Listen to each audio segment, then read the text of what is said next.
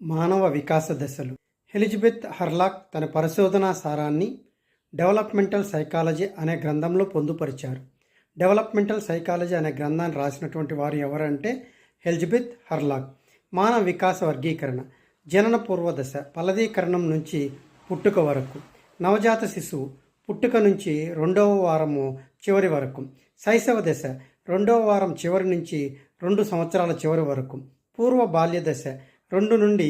6 సంవత్సరాలు, ఉత్తర బాల్య దశ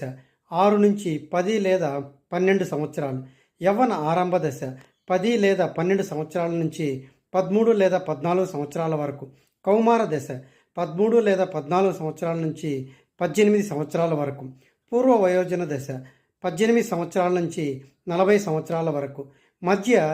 వయస్సు దశ 40 నుంచి 60 సంవత్సరాల వరకు, వృద్ధాప్య దశ